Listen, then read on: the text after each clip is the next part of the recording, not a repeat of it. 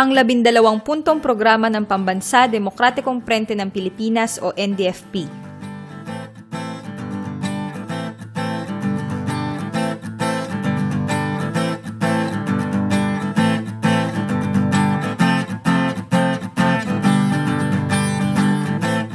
Una, pagkaisahin ang sambayanan para sa tungkuling ibagsak ang malakolonyal at malapidal na sistema sa pamamagitan ng digmang bayan at kumplituhin ang Pambansa Demokratikong Rebolusyon.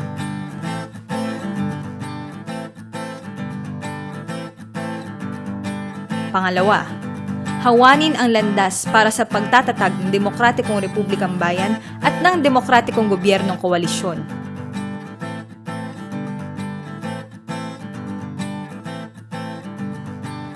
Pangatlo, palakasin ang hukbong bayan at sistemang pandepensa ng mamamayan.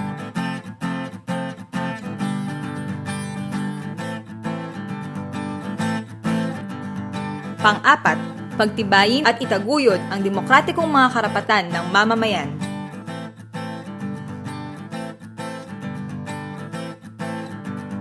Pang-lima, wakasan ang lahat ng hindi pantay na relasyon sa Estados Unidos at ibang dayuhang mga entidad.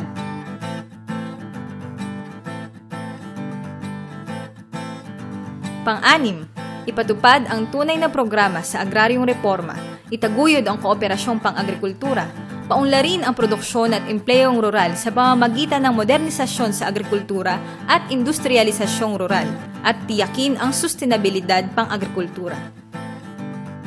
Pampito, lansagin ang pangingibabaw ng US at ibang mga imperialista at malalaking komprador Panginoong may lupa sa ekonomiya.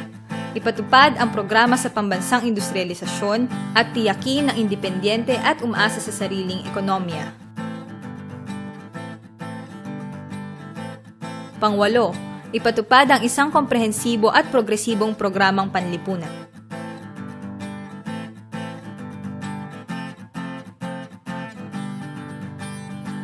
Pangsyam, itaguyod at paunlarin ang pambansa, siyentipiko at pangmasang kultura.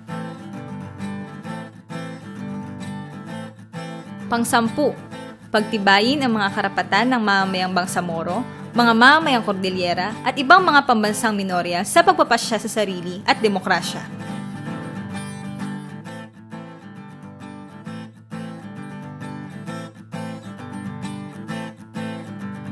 Pang-11, isulong ang revolusyonaryong pagpapalaya sa kababaihan sa lahat ng larangan.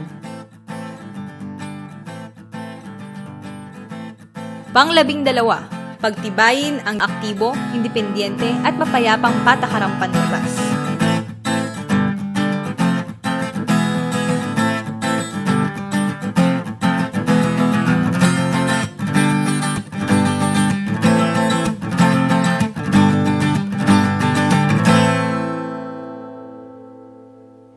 Ang 12 puntong programa ng Pambansa Demokratikong Frente ng Pilipinas o NDFP.